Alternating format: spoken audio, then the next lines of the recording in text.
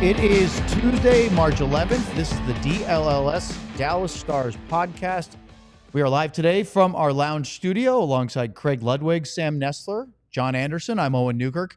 Thank you for joining us today. Stars General Manager Jim Nill will be joining us momentarily live on our show from remote. So he's not going to be in studio today, but I am going to tell him about a standing invitation for that once he's on.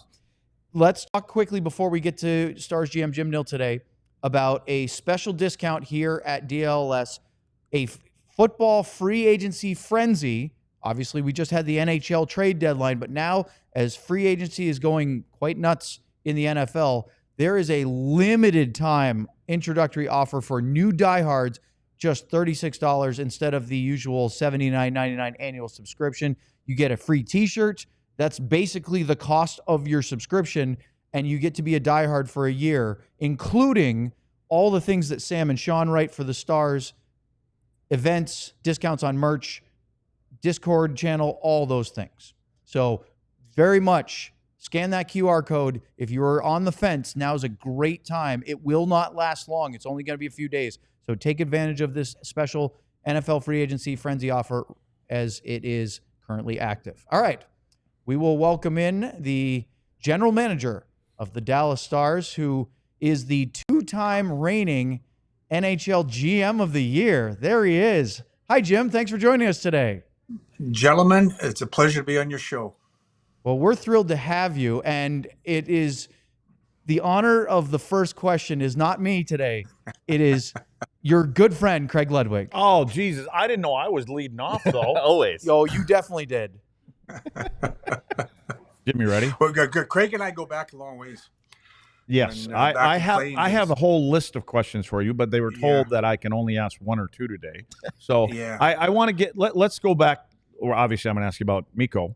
When you had or were given permission to speak to Rantanen, what does that do to the other one or two teams that are in there? Is it exclusive permission? And if it is there a cost to be exclusive? It usually means that what it is, I guess you got to back up. We had agreed to a trade with Carolina before that. So before we could receive permission, we had agreed to a trade. We had the parameters set for the trade to Carolina. So that gives me sole speaking rights. I had a time frame that I could speak to the agent to try to get a deal done. So in other words, the other people that would be involved, they can't jump in at any time, right? Correct. Okay. Yeah. No, we should go down the line. Go ahead. You want to yield the floor? It's okay. You're allowed to ask more than one. You can do a follow-up, Lutz. It's allowed. So I do have a follow-up then. Let's see. I have a list of them, but you and I will get together over a beer. Yeah, someday. Yeah. You and I get lots of stories. We do. We go back a long, long ways, just in time in general. So tell me, when you're negotiating the deal and you have an agent that represents both Wyatt and Mikko, is that a good thing, a bad thing, a challenging thing when you're trying to get them both done at the same time? Well, not really. Andy Scott's very professional, and that's how we operate. And I guess I'll back up again for you. We had been discussing Wyatt's contract going way back to late October, early November. So we had, if you go back, you remember we got Jake Oettinger signed up, and then we got Esa Lindell signed up. Wyatt was the next player that I wanted to get signed up. So we started negotiations back in October, November with Wyatt's representatives. And so that was kind of already in the process. This was a whole separate, you kind of separate the two. But once I was getting to the spot where I wanted to get to, I talked to him about Wyatt once again. that I'd like to get both of these taken care of. And so we had some further discussions, and it worked out well that we were able to get both taken care of. Jim, we're going to ask you more about the trade deadline and all that was involved, but quickly, because it's so topical, everybody's been asking about Roope Hintz and his status. Is he okay? The last we heard was he flew back early before the Vancouver game. He was going to get further imaging. He had gone to the hospital in Edmonton after the facial injury. What can you tell us about Hintz right now? Yeah, Roope's doing fine. He's back here in town. He saw the doctor yesterday. And when we got good news, there's no fracture or anything like that. It's just he did get hit kind of just around the eye area. So you're always worried about damage to the eye, but he's going to be fine. He's got a next 5 to 7 days. He's got to keep his heart rate down. They're always worried about the pressure in the eye, so he just got to keep his heart rate down. So I'd say he's probably out maybe another week. We'll play it by ear and go from there. With what's happened with your squad this year with injuries to the face, and I'm laughing only in a sardonic way, are you in favor of trying to institute full face protection for the NHL? You know what? This has been a crazy year. I've never seen so many guys get hit in the face and guys, they all got masks on, half visors. That's really more of a player thing. Like Craig, you've been there, done it. Players, a full face mask, it's hard to see the puck. They're very hot, to play within. Will we get to that point someday? I don't know. I think that's a ways down the road yet, but that's really a player PE thing that they're going to have to figure out. But will we get to that point? I don't think so personally. But that's just my thoughts.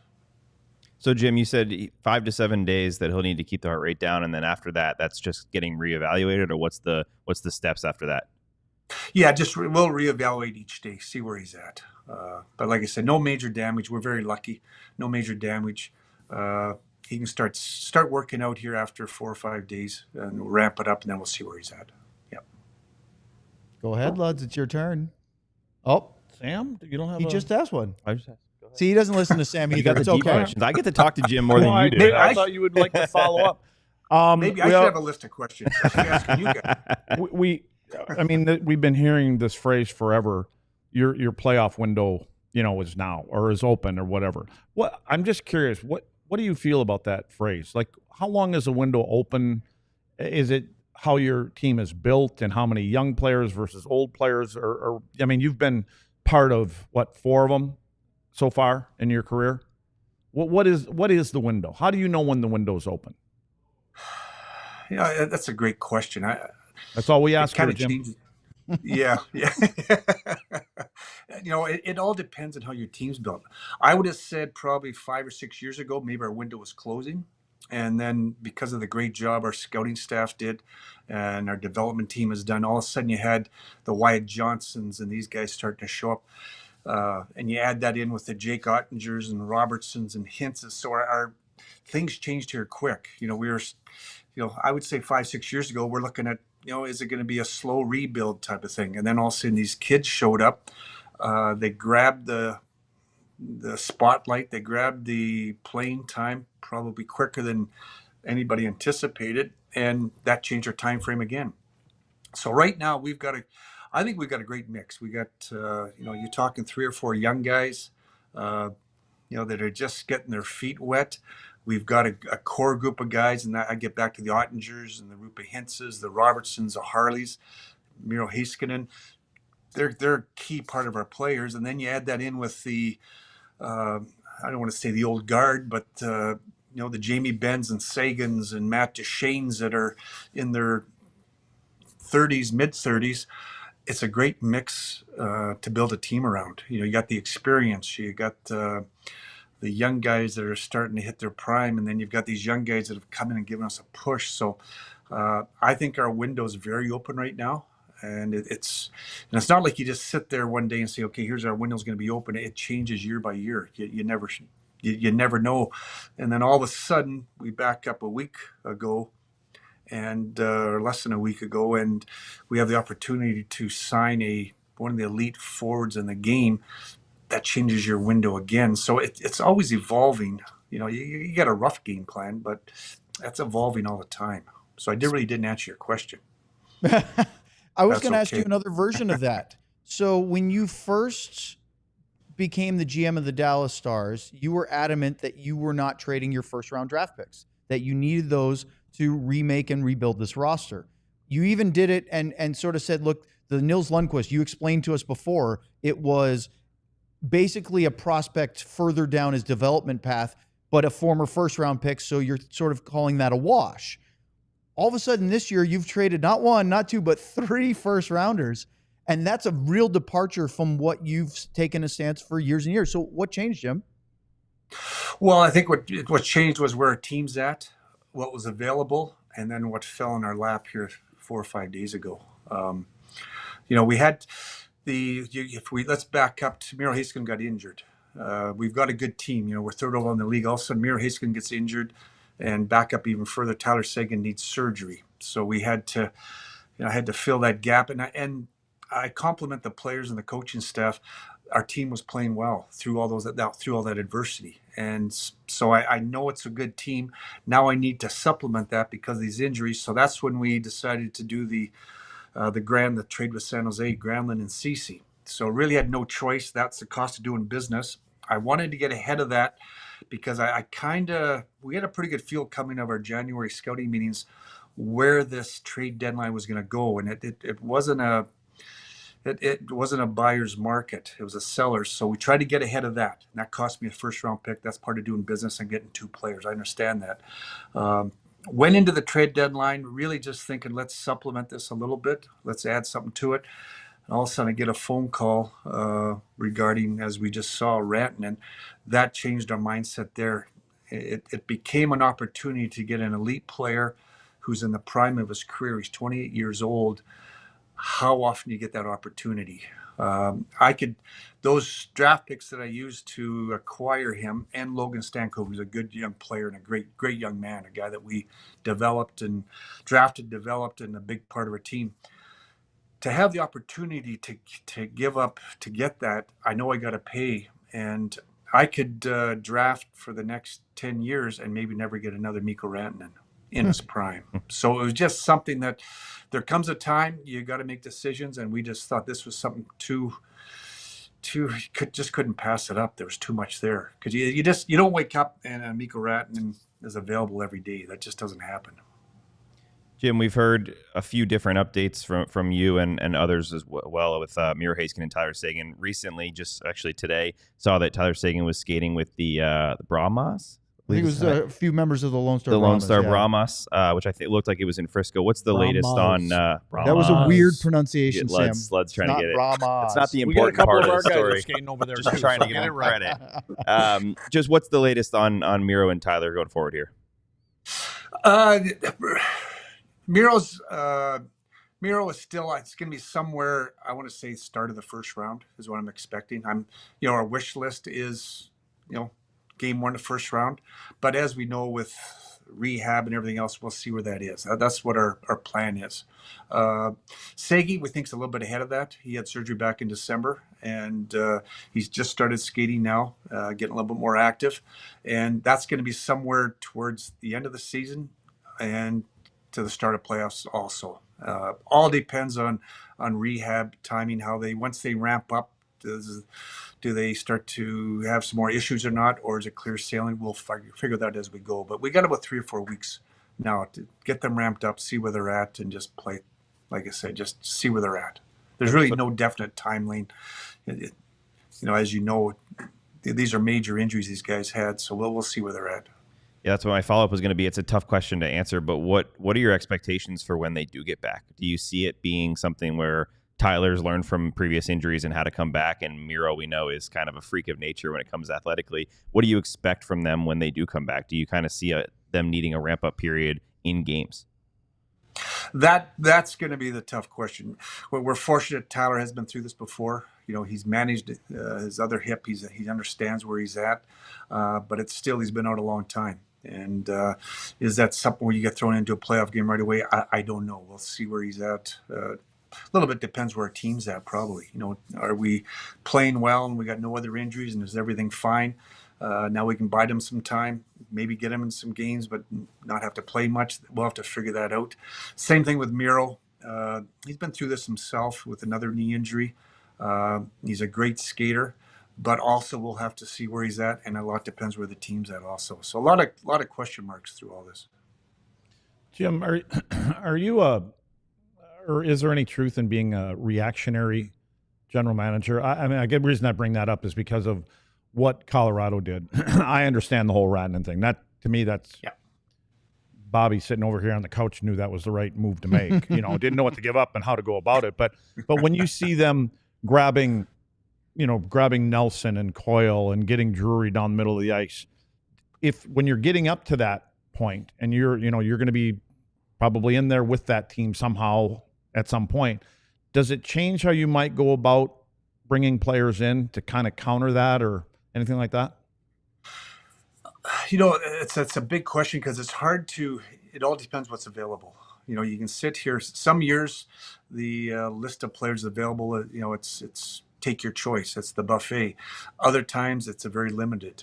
This year, we thought was quite limited, and there wasn't a lot of options out there. So we were comfortable. If I went into this trade deadline and didn't do anything, I back up to what we did with San Jose, and we thought we filled our holes and our needs at that time. We added the defense we needed, and we added another forward, and really those were because of Miro and Segi. So our team has been playing well. You want to be careful. You can tinker too much. So between making that first move that we made with San Jose back in January and what was available, we were quite comfortable where our team was at the time. Jim, we don't want to say goodbye to you, but we have to do an ad break, and we understand that your time is very valuable. So what we do want to tell you is that you have a standing offer to come sit down with us and actually do story time. It doesn't have to all be serious, hard fastballs that we're throwing at you. And I am dying to hear you and Luds go back to the Wayback Machine. Oh, yeah. So, are we done with them? I mean, unless he wants to stay for another segment. Jim, can you stay? Can you come back after you hear this? Yeah, brilliant. We got to pay the bills here, Jim. All right. Okay. Well, then more with Jim Nill next year on DLS. I want to pay your guys' bills. We got to get your guys' bills. So let's do that. We take cash. Come right back. We take cash or beer. Next, more with Jim. Get fitted out in the best sports gear around. Foco has hoodies, shoes, signs, bobbleheads, and everything in between. Going to a basketball or hockey game? Show your love with team-branded friendship bracelets. Whether it's jackets, beachwear, or even overalls, there's something for fans almost every occasion. Set decorations, Foco has donated a few awesome pieces here in our studio right behind us here. Folks, go show them some love. Check out foco.com or click the link in the description below. For all non-presale items, use the promo code DLLS10 for 10% off. By the way, Jim, I'm available for reads on Victory Plus if you need me. Well, I'd like to thank Luds for the absolute speed read. I do have to tell you one more, and then we'll get back to Jim Nill. Stars fans and everybody alike, you need great sunglasses. Look at the sun out in Dallas today, or wherever you're tuning in. It is beautiful. And you need quality shades built to last. Our friends at Shady Rays have you covered with premium polarized shades that won't break the bank. Shady Rays is an independent sunglasses company offering a world-class product rated 5 stars by over 300,000 people. Their shades have durable frames and crystal clear optics, making them the perfect choice for all outdoor activities. They have hundreds of options to choose from, so you're bound to find the perfect pair to match your style. They probably have a style in your favorite team's colors, which, let's face it, victory green, right? Come on, let's not beat around the bush here. I have a couple of pairs with me at almost all times, including one in my car, because in Texas, you know what the weather's like. It'll be cloudy and rainy 1 second, hail, lightning, and then it'll be sunny in the next 10 minutes. You need to make sure that you have those shades. And the polarized lenses here are amazing. They block out that reflected light off the other cars, off the road, so you can drive comfortably and not have to squint like our buddy Luds over here as much when he's on his motorcycle. Exclusively for our listeners, Shady Rays is giving out their best deal of the season. Head to shadyrays.com. Use the code DLLS for 35% off polarized sunglasses. Try for yourself the shades rated 5 stars by over 300,000 people. There we go. And you got to experience a Luds live read, just like your colleague Mark Janko when he was in studio a couple weeks ago. And I'll tell you, Jenks really enjoyed it. It's a great experience. I enjoyed it all. I get to the point and get it over with and move on. Speaking of which, I do want to ask you about this Rantanen deal and how it affects your future planning. I love your line, and we've talked about it many times, that you're thinking about the Dallas Stars today, tomorrow, and 5 years from now. And I'm just curious because you've been on record as saying that if Jamie Benn wants to be a Dallas Star, he will be a Dallas Star. And that's the intent. Does giving Mikko, even though the cap's going up the next 3 years, does giving Mikko Rantanen top of the league type money affect how you can offer Jamie Benn to still be with the Dallas Stars after his current contract is up? No, it doesn't. No, I'm not worried about that. We, we're fortunate the cap is going up, not only this year, but 2 years and 3 years after. So we'll work on those things. We'll figure that out. There'll be some juggling to be done, but we'll be able to figure that out, make that work. Jim, for a lot of fans are asking about the future, what we just spoke about, but also because of kind of how this trade put you in a different spot where you've given up now a bunch of first-round picks, you've given up some extra third-round picks. You spoke a little bit about it on Friday, how it's put you in a different spot than you're used to. What made this move worth it to kind of sacrifice those picks, and does that affect how you sign prospects within the organization going forward, not instead of maybe banking on all the picks that you've been successfully developing?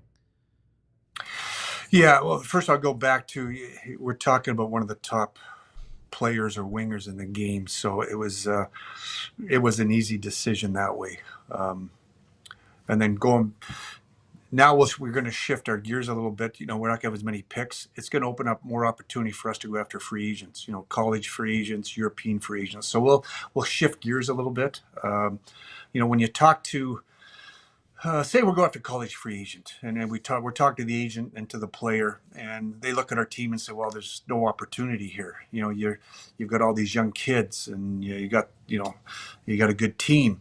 Well, all of a sudden, those draft picks are gone. So, over the next 2-3 years, there's going to be opportunity for somebody. Why not be some of the top college players? Why not be some of the top European free agents? So we'll shift gears a little bit that way to supplement our depth, I guess is the best way to put it. And it's opportunity for some players to come in. We don't have a first round pick, don't have a second round pick, for the next 2-3 years. That's opportunity for some young guys to come in and show what they can do. So it opens up, it closes some windows, for draft picks that we've given away, but it opens up windows for free agency. Does that change the value for you and your staff at all? The fact that most of your first round picks are going to be 25, 26, 27 at the best? Not really. No, that doesn't change that too much. No. See how we shut you off with that one, right? I love it. That's how it should be. Drop the hammer on you, Sam. Move on. Who's next? Curious, how much interaction is there with Pete or any other head coaches, from you being a general manager as this, whether it's a month or so leading up to it about, does he have any, I'm sure he has some say in it, but at the end of the day, it's all you. How much do you guys communicate during this process? We communicate quite frequently. I talk to Pete every day. And when you start to come up to free agency, we sat down probably 2 weeks ago. Where do you think our needs are? Where's our holes at? How can we get better? What do we need in that? So we went through that. And then once I get close, to where I was going at, I talked to Pete about 6 o'clock in the morning on that Friday, the trade deadline. About 6 in the morning, the team was going to be leaving at noon. But they did leave around noon for Edmonton. So I talked to him about 6 in the morning, talked to him about some of the players we're looking at, because the Rantanen deal wasn't a done deal. At 6 in the morning, I didn't know where it was going. And so we were shifting some gears, wanting to know about some players he knew. So we're in communication quite frequently. Like I said, I talk to Pete daily just about the team as it is. And as you get to trade deadline, that intensifies also. So it was no surprise to you when a couple of months ago he made a comment. He goes, well, if we're going to get to where we want to go, we got to be a little bit. I know where I'm going with this thing. I won't even say it anymore. You just take that. Should say it in case our viewers don't know. Yeah, but the comment was, if we're going to get to where we want to go, we need to be a little bit bigger along the walls. And did you talk prior to that, or was that the shot upstairs? Yeah, somebody that can score and speak Finnish at the same time. So I got out my wish list. Started. It was like the Santa wish list. We all got kids and stuff. Some that do, some don't. But no, we're daily in conversation in that. And was he? I brought up the Rantanen thing a couple of days before. I said, Pete, I didn't know where it's going for sure. Then we just talked, like I said, then we talked about it more at 6 a.m. on that day, and still didn't know where it was going. But I think he was pretty excited to hear that name. You have always said in the past that you have had a desire to be a coach. And we've done interviews before where you've said, let's pretend this is our pregame interview as the coach, because it's sort of, satisfies that desire, that interest of maybe doing that. So if you put your coach hat on for a minute, look at your forward lines here. If Tyler Seguin returns to health, the addition of Rantanen, the Granlund addition, what Maverick Bourque has done in all this group, Matt Duchene, etc., you got to like your group right now, don't you? Yeah. No, it's a pretty good group. And no, we're very deep. We know that. And even, like I said, even before we went into the Rantanen situation, I thought we're pretty deep, knowing that we're getting Tyler Seguin back. I go back to the start of the season. The Duchene, Seguin, Marchment line was one of the top lines in the league. Until Segi went out in December, they were analytic-wise and production-wise, they were one of the top lines in the league. So you had that line, Rupe's line, with whoever's on the wing, and Robertson is a top line. They've been that way for 3-4 years. So, then you get down into the Johnsons and the Jamie Benn, Dadnoff's pretty deep team. And then, like I said, we got a great fourth line that does a great job for us. So lots of flexibility there, lots of different choices. Pete likes to run 4 lines, which I also do.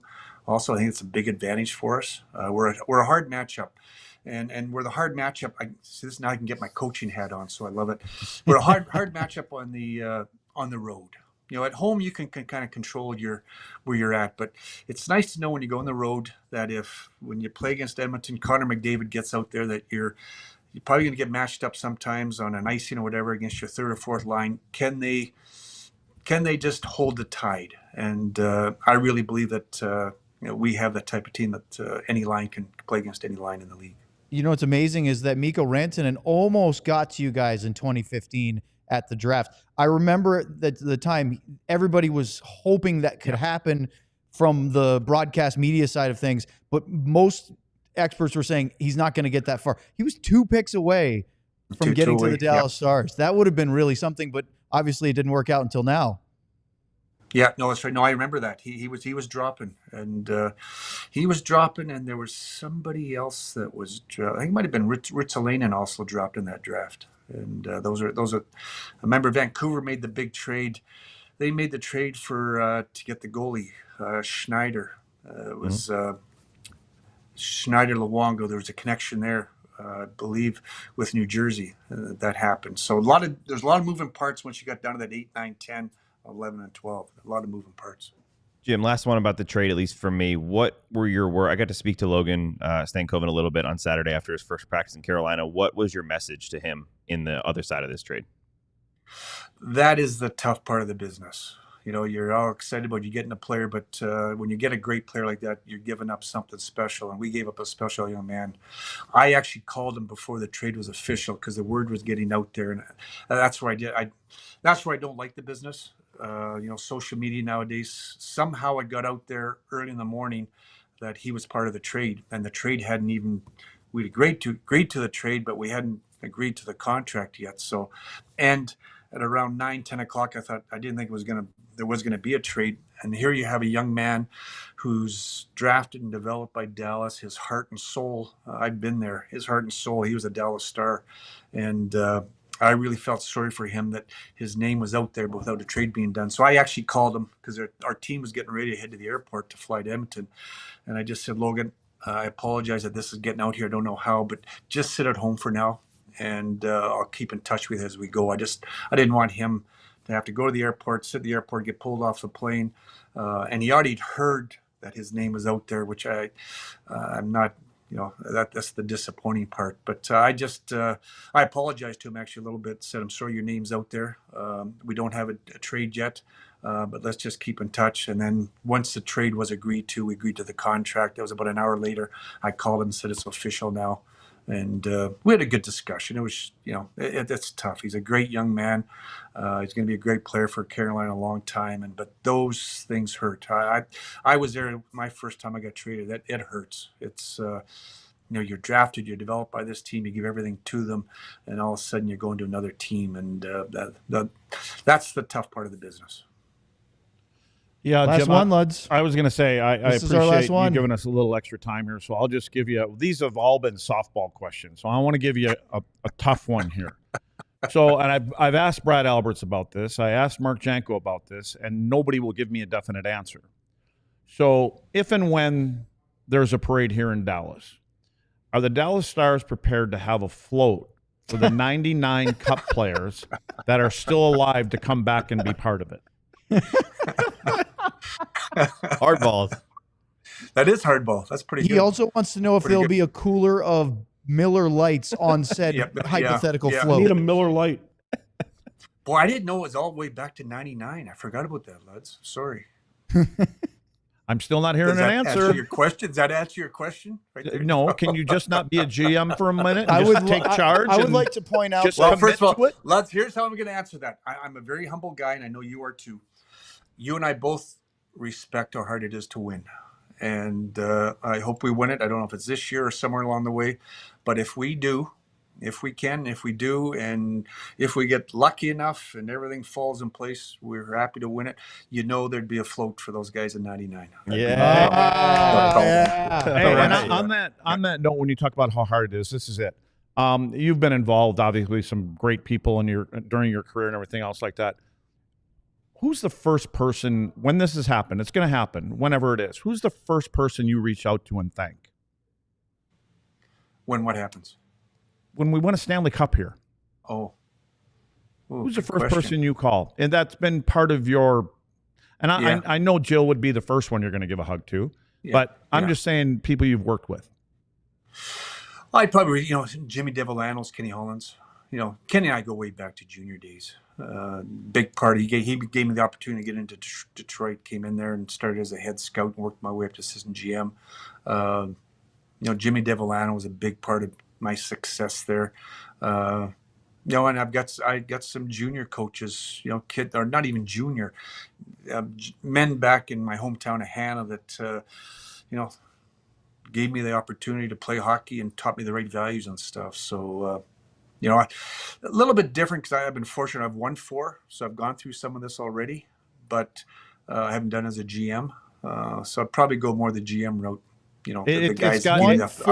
It has to mean more, though, right? To win it as the head guy in charge. I'm assuming. No brainer. That's the kind of the final piece of the puzzle for me, I guess. Put it that way. So and then you tap dance into the Hall of Fame as a builder. I've already got the book written.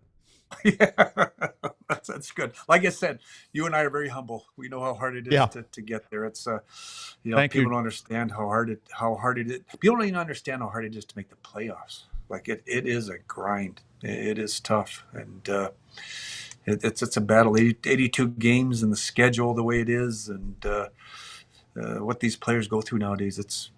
It is tough. It is tough. Well, just hang around, Jim. We got one more commercial break, and then you can come back. All right. No, we thank you. Thanks much, Jim. Jim, we'd love to have you in studio anytime. I know between working for Hockey Canada, the Dallas Stars, I believe the Ticket tried to recruit you to run the Dallas Mavericks, which you very gracefully tap danced around the other day. You have plenty going on, but when you have time, we'd love to sit down with you for the whole hour. And thank you so much for your time today. Yeah, thank you, Jim. Always fun to talk to you. No, I guess I owe you a trip into I want to see your pad there and stuff, and look forward to speaking to you guys down the road. But doors always open, Jim. Thank you. Thank you, Jim. Tell Becky hi. Yeah. Up next, let's talk more about this Dallas Stars guy named Jim Nill and what he's done lately here on DLLS. All right, my sleeper read from segment 1. Sleeper is the best fantasy platform out there. Put your ball or puck knowledge to the test by picking whether your favorite or least favorite player will have more or less in their projected stats each week. For tonight, I'm going with an obvious one because I love to pick Washington Capitals forward Alex Ovechkin scoring a goal at the Anaheim Ducks. First of all, it's Alex Ovechkin. Second of all, it's at the Anaheim Ducks. He is now 8 away from tying and 9 from passing the Great Ones goal record, which is just absurd.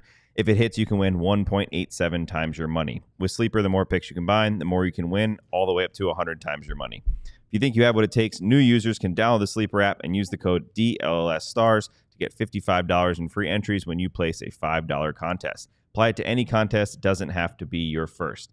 Terms and conditions apply. See Sleeper's terms of use for details. Currently operational in over 25 states. Check out Sleeper today. Let's talk about Saturday Neon. First of all, we have to let you know that it was started by 2 college buddies. Saturday Neon makes officially licensed collegiate logo LED neon signs perfect for your home, office, dorm room, fan cave, or bar. Check out their new Essentials collection featuring almost 50 of the biggest schools across the country and counting for only $75. You can see their Texas A&M, Tech, Oklahoma State, all the signs. They're fabulous. Unlike traditional neon, these LED signs won't break or shatter, but still give you that classic uniform glow that you know and love. LEDs last up to 100,000 hours, so you'll be enjoying your sign for years to come. It's super easy to install. They give you provided hardware. You can also use 3M command strips. Low voltage means it's always safe to the touch, never gets hot.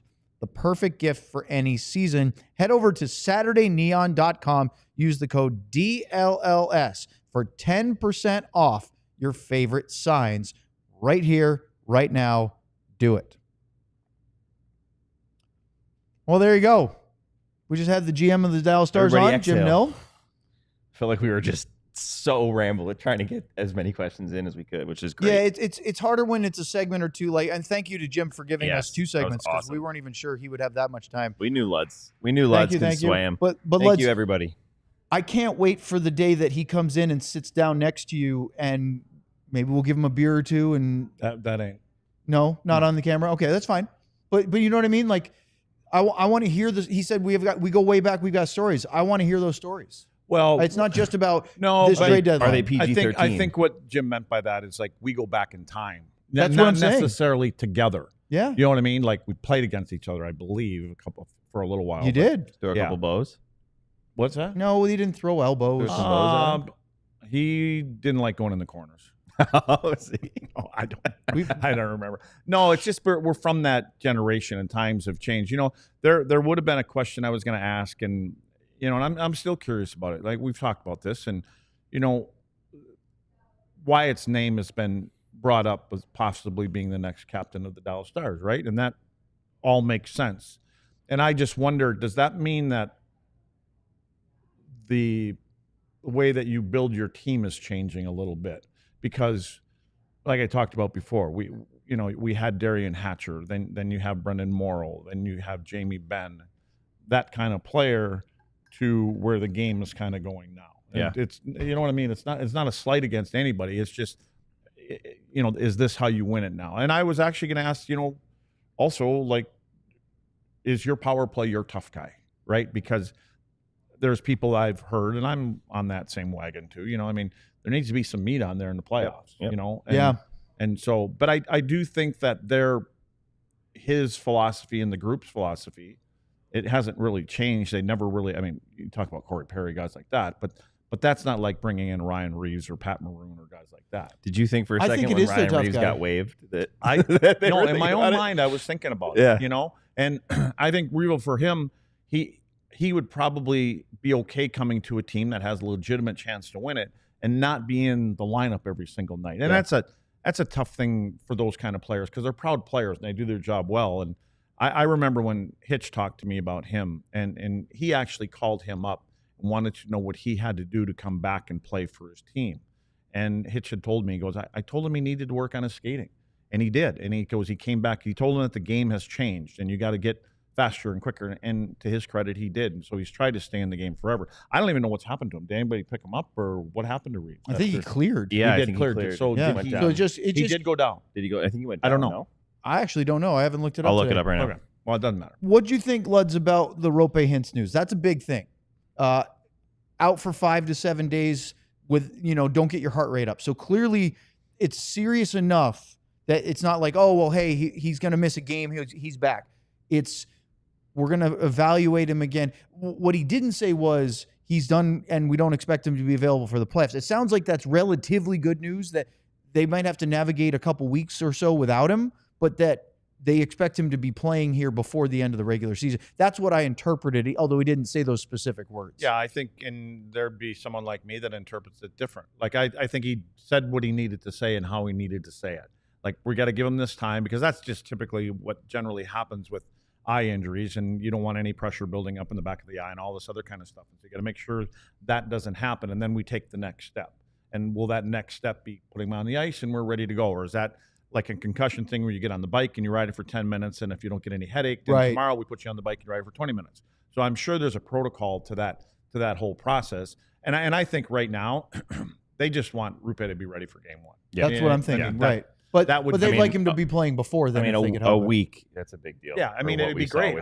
Just like Tyler and Miro and everybody else, I think you'd like to be able to have them get in there, get back up to NHL speed, because it's funny how, you get up to that point, it takes you so long to get it to game shape and things like that. And then all of a sudden, just something like the All-Star game comes in. If you're not playing, it's amazing what happens in 3 or 4 days when you come back for that game one. I mean, we watch it around the league every year. We know that when you watch games for the next 2 days, all the teams play, you're like, man, what happened to 6 to 5? Yeah, that's the way it is. Yeah. Yeah. So one of the things that we were talking about when it comes to this is, Jim's philosophy has always been, we just got to get in the playoffs. It's going to be hard. But there is a better way to get in the playoffs than not. One of them is, don't be fighting for that second wild card spot when it comes down to the last 8 to 10 games, because, or even now, because those teams are in that, are we sellers? Are we buyers? Do we stand pat? Do we risk future assets to try to get in only at the inherent risk of not making the playoffs, and then you burned future trade and draft capital that won't benefit because you're not going to make a playoff run? And so that's step one. And the Stars the last couple of years have been that team. They've been the team that's avoided that fray, and they've been fighting for first in the division. And we said this year, they don't have to win the Central to get where they want to go, which is win a Stanley Cup. Last year, it felt like winning the division was a really important thing for them to sort of say, this is the next step in our club's evolution. However, as much as we've said this year, they don't have to win the division. Let Winnipeg do it. Now there's this team that we're looking at called the Colorado Avalanche that made some moves. Letty, you talked about it with Jim last segment. And obviously Rantanen's going to see them on Sunday in Denver. That'll be a fun game. But if the playoffs started today, the Stars would play Colorado in the first round. So is there maybe some added importance to maybe chasing down the Winnipeg Jets to try to avoid the Avalanche and the Jets in the first round? Absolutely. And I don't think any team is ever going to try to pick their poison. They're going to I think what happens is when you get into a playoff spot where you know who you're going to play, and no matter what you do or the other team does, that's who you're going to play, or that's who you're not going to play. And if you get into that situation, that's the opportunity to say, Jamie, and you go to Jamie, you want to take game 81 off and play game 82, and maybe give a couple. Jake, do you want to play the last 2 games of the season? Those are the benefits of that. But for sure, I mean, if when you hear people say we don't really care who we play, I don't know about that, because if somebody can knock off somebody at the top of the mountain and not have to go through that, because look, I mean, would you rather try to go through Winnipeg and Colorado and Edmonton again? That gets to be a beating. Last year. And that gets to be a beating. And that's the thing, right? It's not that they don't think they can beat all these teams. Right. You have to beat the best teams to win the cup. But the line is, and Jim said it before, he's talked about, if we get in, we believe we're playing our best hockey, we can beat any of these teams. It doesn't mean that it wouldn't be a little nicer for Colorado and Vegas or Colorado and Winnipeg to beat the crap out of each other for a round and a half and then play them, versus Dallas being the one that has to. I mean, could you imagine let's say the Stars get all the way to the final and they're playing Florida. they had to go through Colorado, Winnipeg, Vegas, or Edmonton. That is not 100% Dallas Stars team. You're not going to be 100% in the final, but that is a beating that they would have to take for 3 straight rounds. You know, I want to talk more about this. So let's carry this over because I think that the format needs adjusting, and we should talk about the 2 differences next. And then we're going to get to your super chats. Even without Jim Nill still on, we'll answer those as well here on the DLLS Stars Podcast. But first, let's talk about being a diehard. Now, Luddy is in perfect position to show you where that QR code. It's super easy. Use your phone, scan that QR code, and it will take you to this introductory offer. Starting, I think it started yesterday, but we didn't have a show yesterday. We were off. Look at this. NFL Free Agents Frenzy for a special limited time only. This is only going through, I think, the next few days. It's not even, we had that spring training where we had a couple weeks where it was $48. That's over with. Look at this. New diehards, if you haven't signed up before, $36 for the first year. It's a massive savings. It's also going to go away in a couple of days. So if you have even the remote inkling that you might want to sign up to be a diehard, now's the time to do it.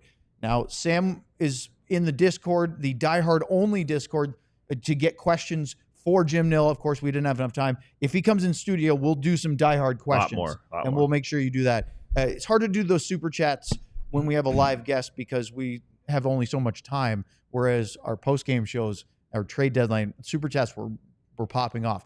But in addition to that, all the diehard level writing that's on our site for Stars, Cowboys, Rangers, Mavericks, all that is available if you sign up to be a diehard. Not to mention discounts on merchandise. You get the free t-shirt for the first year. And, of course, discounts on events. And we're going to Cosm late March, the 26th, for Stars against the Oilers. We'll be there. Come meet us. The tickets we had available from DLS are all sold out. They went incredibly fast. But if you have a way to get into Cosm, come say hi to us. We'd love to see you. Oh, almost forgot. St. Patty's Day. I saw the other shirt that's not on this picture, but John Radigan. I saw Radigan wearing one up there. And Luddy was not happy about it either. He didn't buy it, but somebody gave it to him. My guess. Who else in the level car say yeah? Was that 3 weeks ago that I was wearing that shirt on the game show? Doing a little dance? What? I felt like so long ago that weekend. It was literally like a Sunday. couple days ago. Right? It was Sunday. Yeah, it was Sunday when you took your ass out on the show. Excuse me. I was told. Boy, time. we went was from told such to. classy, buttoned-up professional talking to a Stars general manager to then talking about Sam taking off his clothes again. I mean, it literally can turn on Sam a dime. asked in the pre-show meeting if he could moon Jim Nill. How heinous of a suggestion to make. I did We all not do said that. no. Per Thankfully, sources. Lud said yes. I Me was going to personally. say Per my Craig Ludwig sources, said no. I did He not wouldn't do allow it. That wouldn't happen if That's that right. happened. Yeah. So anyway, sign up to be a diehard. Get those St. Patrick's Day shirts. They look great. I want to talk about, John, can you put up the standings graphic that you prepared for us? This is as it stands today. If the That's a playoffs, beautiful graphic. it's a great looking graphic. And look who's wearing number 96 there. That's sharp. I love it. In a Dallas Stars uniform, no less. If we were talking about playoffs, as we were, if the playoffs started today, the Dallas Stars would play the Colorado Avalanche in the first round as the home seed, which seems preposterous for the second best record in the conference. Winnipeg would play Calgary, Minnesota would play Vegas, and Edmonton would play Los Angeles. There's a lot of groundswell over the last few years, and I think you guys are in agreement on this, but we'll talk it out, that the NHL playoff system has gotten worse in the sense of how they do their seeding. It used to be 3 divisions per conference. The division winners would be seeded 1, 2, and 3, and then 4 through 8 was at large for the conference, best teams in those spots. And then they would reseed for the second round, so the highest seed plays the lowest remaining seed, and vice versa. So you really got rewarded for your regular season success. Well, let me give you a quick visual, not a visual, but a quick explanation of the difference. So instead of the ones that I just laid out to you, if they went 1 through 8, because we don't have 3 divisions anymore. Now, you could give the 2 division winners the top 2 seeds. So if you wanted to go 1 Winnipeg, 2 Vegas, you could do that. But let's say you only gave it 1 through 8 based on regular season in the West. Winnipeg would still play Calgary. Dallas would play the LA Kings. Vegas would host Minnesota. and which is the same right now. And then Colorado and Edmonton would beat each other up in the first round. And then you reseed. And to me, guys, reseeding for the second round is almost as important as going 1 through 8. Yeah. What are your thoughts? It's a good way to do it. I think it was one of those, we were all excited about that when it came out, or at least I was very excited, and most people I talked to when the first restructure came, because you got to see a little more of that in-division rivalry in the playoffs. I feel like that window has closed, and we've started to now see, I mean, if you're just be a Stars fan, you've seen the teams get the worst path possible by winning a division or being a top seed. And go back to 2016 where they had to play St. Louis in the second round, and they were the top 2 teams in the West. Hardest path the last couple of seasons. I mean, it feels like that should be deserved, because then you have the motivation to not just get to we're a second or third seed. We're comfortable where we are. We all want to chase each other. There's a reason to win that division. And I think the winning the division and winning the conference has kind of lost its value over the past few years. Yeah, I think, I mean, from a fan perspective, and not the diehard fan perspective, but the fans that tune in to watch the playoffs, I think when they can see the top teams play a little bit later in the playoffs, instead of seeing whether it's 2 or 3 or sometimes 4 really good teams get knocked out of the playoffs, I think it takes away from it. But again, the whole concept from the beginning, as you talk about, was about creating rivalries, in the division as it moves forward. I just think that they've done that now. I don't think it's ever going to change. I think they're having success, and it is what it is. I don't know about that. I think it could change, because I get Gary Bettman's whole push to have divisional playoff rivalries. I think it's ridiculous that they don't even play their division opponents the same number of games. That's a side note. We'll get on that another day. But if you're going to focus on divisional playoffs, you should at least play each team in your division 4 times instead of some 4, some 3. But I digress. Right now, as it stands, Winnipeg, Dallas, and Colorado, one of those 3 teams would not, guaranteed, not make the second round. In the 1 through 8 format I just laid out, all of those teams would have a chance to get through. Now, look, I'm here for upsets. I know, Luds, that you said some of the big name teams go out and maybe that fan base tapers off and they don't watch as much. I'm okay if Columbus shocks the Tampa Bay Lightning in 4. That's, or Boston gets beat by Florida with a phenomenal, historic regular season. Upsets are good. And hockey sets themselves apart from, say, like the NBA, where 1 versus 8 is a given, basically. You never see that upset. I would just like to see the regular season performance. 82 games is a grind. Yeah. It should be a little bit more weighted for that success. And you should have that reseeding. You should not have to play the second best team. If you're the Winnipeg Jets, they win the Western Conference regular season if they started today. They win the division, they win the conference, and they get out of the first round and they're playing Dallas or Colorado. That doesn't seem fair to them either. So if you start today, Dallas is playing Colorado. Correct. Who has the advantage? Dallas. Why? Well, if you start today. No, I'm just saying if we're playing. No. If we're playing Colorado in the first round, who has the advantage? Do we have home ice advantage? Sagan and Heiskanen? I don't know. I'm just asking you, who do you think has the advantage in the series? Oh, Dallas. Okay. Yeah. I agree. I'm also saying it would be beneficial if Sagan and Heiskanen can play, but we don't know that. Yeah, but let's assume they're going to play. Okay, so if they assume that, then it's I like what puts us over the top. Goaltending. Yeah, I like Mackenzie. Well, and depth. I like Mackenzie Blackwood. I think he's a very good goalie, and they obviously switch. If it was Georgiev as their starter, it's a huge advantage. But look at that forward group. Colorado made some big moves to bolster down the middle. The Stars have an embarrassment of depth up front. You? I agree. I just think that. But they have Cale Makar and Nate McKinnon. Yeah, and you're going to say that Dallas has Nico. Now we can say that. Not necessarily for me.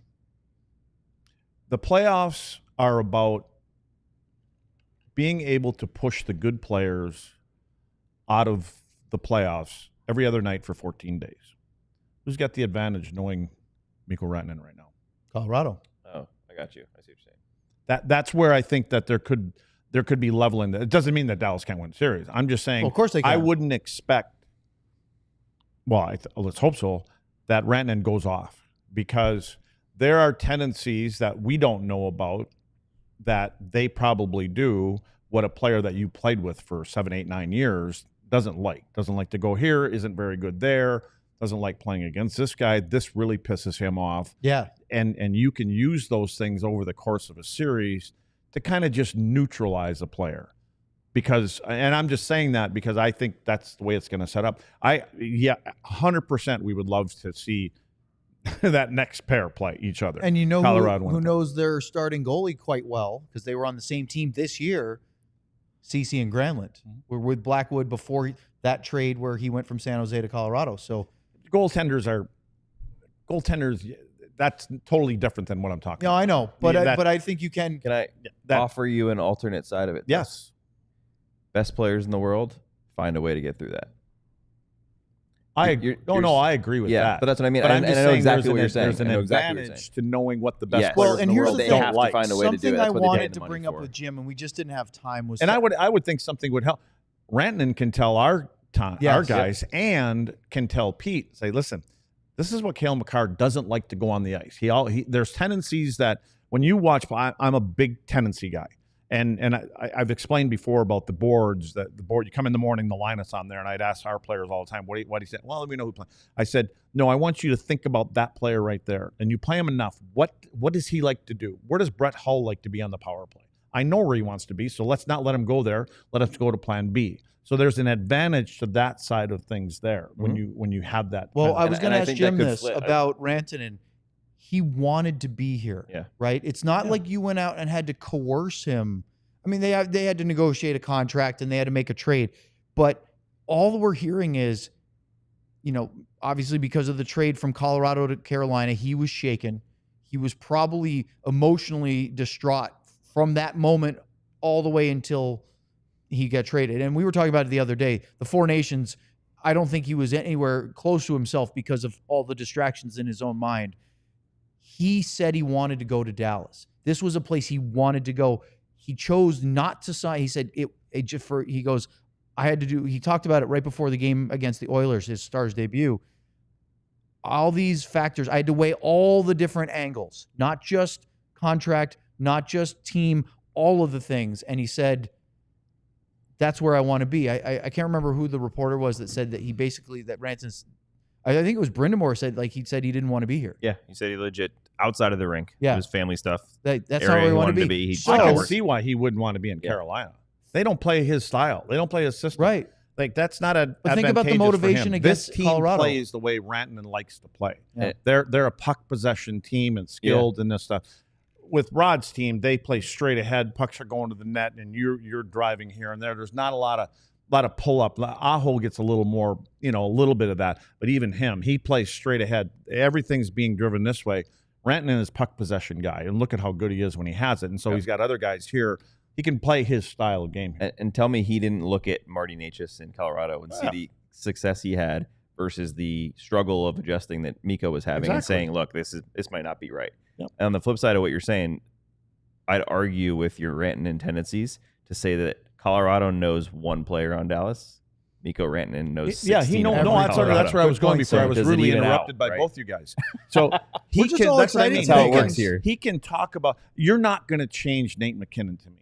You're not going to change him. He is what he. And maybe you can't even change Cale Makar because there's enough people around the league that know him enough, and they haven't found a weakness in him either. But the only way to change Makar to me is you run him and you make it a heavy. When you can catch him, you have to finish your checks. Yeah. Now we're talking about the team that doesn't really play a physical game. Their own words. Right. So, but I mean, that's the way I would go after Makar, figuratively and literally. But McKinnon he just plows through things. So, but yes, Rantanen's going to be able to say this is what they do. But again, they've got a coach and players over there are good, and they're going to go, Rantanen's telling them what our breakout's going to be. And that's fine. And we're going to tweak it. Yeah. It'd be the same thing on both sides. But that's the game within the game. Ricky Spanish in the chat said, can y'all hang a Rantanen jersey in the background?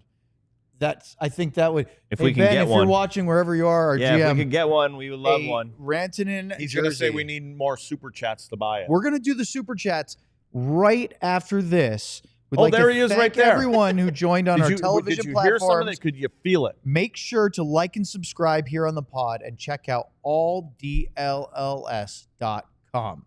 Now to the GM. Okay, now Luds, tee off on him. No, Ben, we said that we think we should have a Mikko Rantanen jersey hanging here. And I just said you probably have to get some super chat money in here to do it. Did you ask Jim Nill if he could send one over, or what? You had the No, I GM, think you had the GM of the team right here, and you didn't ask him We for asked a him free for jersey? 20. We asked him We for asked 15 a lot extra out of minutes. Jim. We didn't want to He get also shut asked down him to for come the in the next studio, time. and he said he owes us a visit. He did say he owes us one. Yep. So, Luds, before we go to Super Chats, less than 30-second answer. Who's the best player in the world? This year? In general. Right What would you now? say right now is the best player best in the world? hockey player in the world? McKinnon. Hands down. Over Hands down. McDavid. I was curious Well, because I felt like that was and going that way. Draisaitl. for I a mean, lot if of you want to people. ask me about now, if you want to ask me last year, 2 No, years no, ago, right now. No, right I now. would even kind of argue maybe even last year I think Nate was probably the best player on the planet. I think that argument is starting to even itself out a little more than people originally was like. Oh, yeah, McDavid well, Here. was. Now all of a sudden it's. Yeah. I feel like it's starting to even out. Yeah, well, he's That's why I he's, asked. So, he's darn good. so listen to this. So it took, I don't know if I have the numbers exactly right. It took McKinnon 528 games to get to 500 goals, 500 points, 500 points. To get to his next 500, which was last night, Yeah. it took him 328. Good grief. 200 games less Accelerated. to get to 500 points. That's absurd. Well, That tells you a guy that's gone like that. we were going to talk Without about that Mikko. today in NHL News and Notes, but Jim gave us another segment. So we're bumping that. Happily. We'll do that tomorrow. We'll talk about McKinnon's 1,000th. How about Ovechkin? He's closing in on Gretzky, but he's also closing in on Gretzky's games played, which means he might not do it in less games than Gretzky did. That's really interesting. He's 13 games away from equaling Wayne's games played regular season total. It doesn't mean anything. It It's means still nothing. Think about since he started playing, how many games he's missed because of lockouts and Yep. And it's a all different this game. other kind of stuff. He Right? No, would but have I'm talking already about the broken it by number now. of actual games played is almost identical. The fact I that know. he's even close to that 49, is I pretty think wild, it is, something right? like that. No, it's 13 away. 1,470 No. something. I Yeah. thought it was games. Games were like whatever Gretz's number was. It's 1479 or something like that. I'd have to look it up again. Crazy. All right. We have some super chats that were popping in during our interview with Jim Nill. We didn't have time. If they're for Neil, we'll just ask him to Luds. Yeah. So let's do some super chats Bing here bang. on DLLS before we say goodbye. Burned Oils. This was from before we even started the show. It was in the chat before the show began. A little Brendan Smith and My Sam Nestler. Oh, I couldn't read it. look at this. I thought that was my name, but I couldn't read it. I want to say Jordy Ben for 08 because that's what he used to wear, but That would be what's the retired jersey? Golds. Is it Goldsworthy? Goldsworthy, yeah. Was the retired number is Yeah. number 8. Can you thank Jim for not trading my Sam Nestler? There's a possessive there that you guys just brought up Yeah. that He- tells another story. He had that on the table, but he said, "Look, we're not trading Liam Bichsel, Wyatt Johnston, or Sam Nestler." So I don't believe it for a second. Let's go to the next one. Bing bang. Freelancer 799, a Lundqvist and 59. Who wears 50? Is that Ritzkovian? Was he 59? I thought he was 56. Well, look, I'll look it up. Question for Nill: 49. Has future considerations ever actually had any play in conversations with other GMs? P.S. Owen, good luck with the jersey number. Oh, 59. Okay, I get your joke now. yeah, it was not Ritzkovian. I don't know 59. I'm gonna have to think about it for a minute, but that's something we'll have to ask Jim at some point because future. Here's the weird thing: a year or two ago, the NHL had said something of, "We're no longer doing future considerations," and then it popped up again. So I wonder if it was only for deals in which salary cap is retained.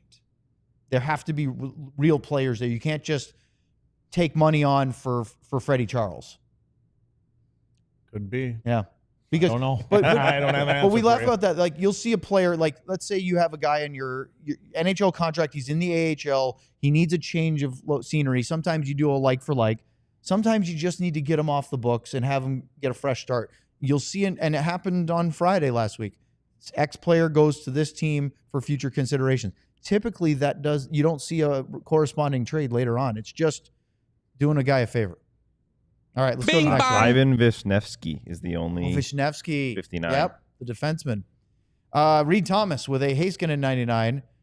Thank you, Freelancer. You got me on that one. Question for the best NHL GM. Confidence they can re-sign Duchesne next year. Figure he will be asking for more next year. That's an interesting one, Luds, because he took the second-year discount. Again, he's still getting paid and bought out from his buyout from the Preds for a while, so he doesn't need it. but he's having a great year. No, he could cash in. He was in the top 3 in the order of getting guys signed a couple months ago. Now there's only 2 left, so I would say that they'll work it out. I think Matt Duchene knows that this is probably his best opportunity to win a Stanley Cup here. Yeah. Do you think that at this point it's more important than one more big contract? Yes. He's done okay. Yeah, he's done fine. Yeah, he wants to win a championship, and he's definitely making his value higher. Unless there's Florida, Colorado, whoever may be the team next year that is, that team. But I would say that if Dallas for some reason doesn't win this year, they're still going to be one of the top teams to win it next year. Look at the guys already signed. Why would you want to leave that situation? And for Duchene, he likes it here. And for Duchene, you can say his value is getting higher. I mean, he was leading the team in points before. He just seems to be getting better and better. But you can also see all the struggles he had when he came to this team, all the issues, not issues, but all the time it took him to get adjusted. He had a really hard time in the playoffs. I would be surprised if he chose to do that again with a new team. Right. You said he's done all right.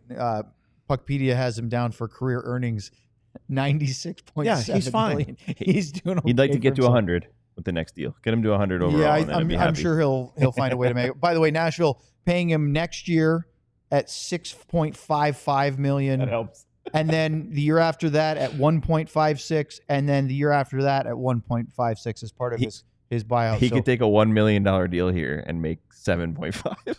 He's chasing the ultimate prize. Yeah, he's still collecting on that. So that's what I'd like my next contract to look like. Bing bong. Burps McGurps. I love that one. With a little Lundqvist and year after the Cup year.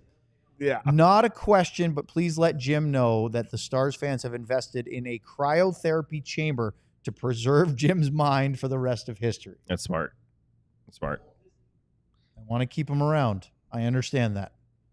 That's Bing bong. Naven. Pronounced Naven. No problem.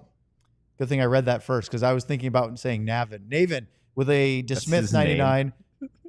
Jim is a legend. Yeah. Thank you, Naven. Yeah. And I will say, okay. I love Misty 1985. This is the one that Sam was trying to ask Jim, but we were already 3 minutes past our ad break. Pavelski and Ludwig. I love Misty did that on purpose. We should get a boo. For Ludwig? Yeah, for Ludwig. Just boo. Question for Jim. We have a lot of Luddy ones. If our diehard buddy Jordan is wanting to get a custom Jim Nill Stars jersey, what number would you have represented on the sweater? I was trying to get that one out. But I didn't get it in time. I think what did he wear? Didn't he wear a number? 7? I thought he wore 8. Yeah, you could be right. It was 7. It was a single digit, I remember. Yep. At one point. So we'll find out what he wore, and then maybe our guy to my right here will. Looks like he wore number 8 with the Vancouver Canucks. I found one of his hockey cards on here. Remember the 70s colors, that big V? Oh, those old retro ones? Ugh, those were not a very attractive one. They did. They still wear them. Did they, this one, not the flying skate. Oh no! They wear that one. They wear that one with the. They wear that. Yeah. They wear that one with the stitched old V. They have some really funny looking old uniforms. So maybe number 8. Yeah, 8 would be a good number. We'll see if we can get anything better. It's retired by the Stars, but still. Bing bong. And this is Naven again with a Madonna N99 cup here. Freelancer, I didn't have any trouble with that, but then make it smaller. That is going to be tricky to read. You guys can't see it on our, or maybe you can on our screen. It just disappeared for a minute. What's the biggest challenge in balancing roster building and culture, and how do you decide when to let go of a veteran or accelerate a young player's development? All great questions we can ask Jim.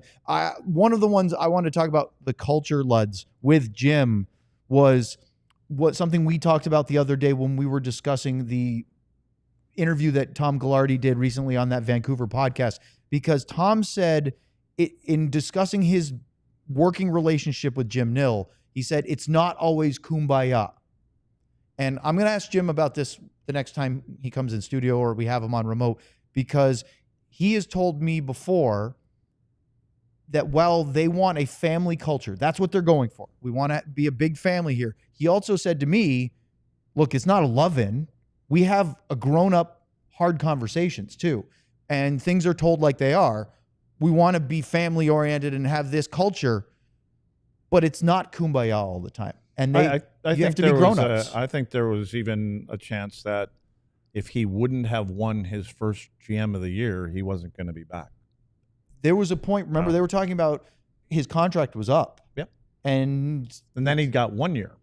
Didn't he? What did he get? It was like a that? prove-it year, yeah. He got 1 year, Yeah, 1 year. And then he got a multi-year after. Because he proved it. Crazy Well, to think and about. it helped that the Stars turned a corner with their roster evolution.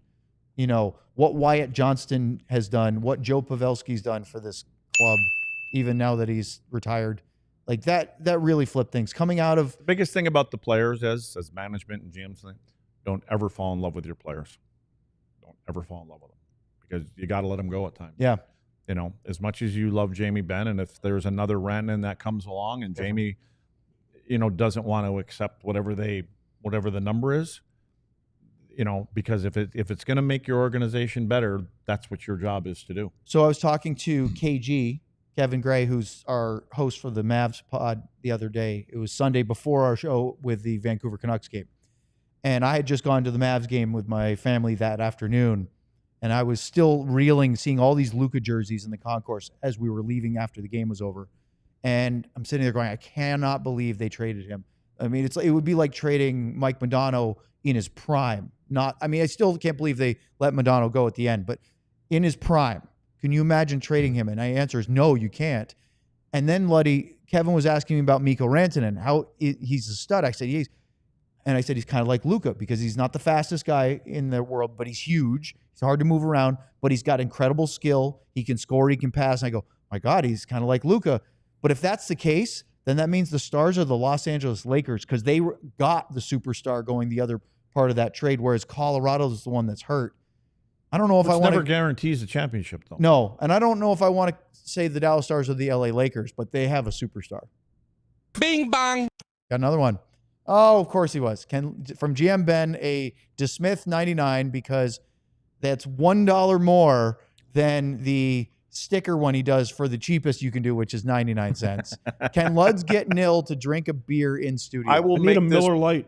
I'll make this promise right now that because he just made a promise. I think we all heard it. We're going to clip that. Oh, he owed us. Jim will be on the alum float in the parade, whenever that is. He did say it officially. The handicap access alum float. He'll be on that float, and he will have a beer with Luds. Would you? Yeah. Well, no, he will. But not. I will. You're saying not in. Of course you will. Yeah, Jim will have a beer, but not in studio. Not until then. Yeah. Here's a you don't question. think he'd crack one open on the show? Here's a hypothetical. It's game. I wouldn't even offer it to him. Game 6 of the Stanley Cup Final. Stars have a chance to win it. They're at home, let's say. Are you boys here, or are you there in case they get a chance to win it and we get on the ice? Now we're having another. Do you care if I'm not here for the show? Because if I'm there, I don't ain't care. I want you here. I want you there with me, so we can go down the ice. I won't be back here for the show. Have some beers with the boys. Wait a minute. Talking about all of us. You're not going to be invited on the ice to have beers with the team. They're going to be celebrating. The media goes on the ice when you win the cup. Yeah, John will do the show alone here. We'll all be on the ice. So we don't have to work that day now? Yeah. See, look at that. I just got us a day off. Look at that, Luds. We don't have to work game 7 of the Stanley Cup. If they win the Stanley Cup, if they have a chance to win the Stanley Cup at home, we're all on the ice. Well, I would say that Luds in full gear. If the Dallas Stars lose him in a heartbeat. No, if the Dallas Stars have an opportunity to win a Stanley Cup, and let's just say they're pairing Carolina, right? And it's Stank versus the Dallas Stars. And they have a chance to win in game 6 or 7, whatever game would be in Carolina. We should be there doing a show. Ooh, on location. I'd imagine Sam would be there. Well, I know. If we only had a boss nearby. Burned Oils with another super chat here. Lundqvist and 58. Nico? Or Tampa. I don't know that one either. Nice. Man, I got to look that one up. Maybe I'll do that real quick. Just wanted to thank Luds for having been so well behaved while we had that super special guest.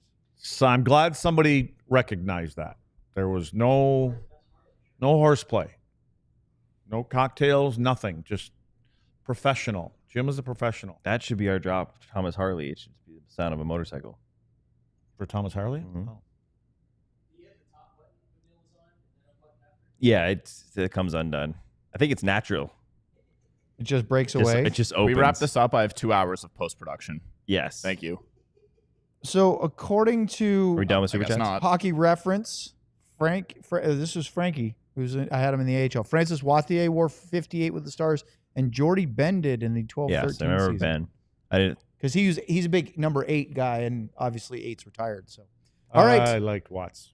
Thank you so much for joining us today. Huge thank you to Jim Nill, the Stars general that was manager, awesome. for joining us. We will certainly look forward to the day he's in studio with us as well. But that not to diminish what we learned today. And we have a show tomorrow and Thursday. Sean will be here tomorrow. Not here, but on the show. And we'll talk all things Dallas Stars. Talk about the OV watch. If Sean would have been here today, we would not get any questions. We'd have asked none, the three of us. Wow. None. Wow. But I will say, Shots Sean's fired. questions would have been probably way better than ours. Probably better. Craig Ludwig, Sam Nestler, John Andersen, and GM Ben. I'm Owen Newkirk. Thanks for joining us. We'll see you tomorrow on DLLS. Tomahawk City. We all silly like the mayor.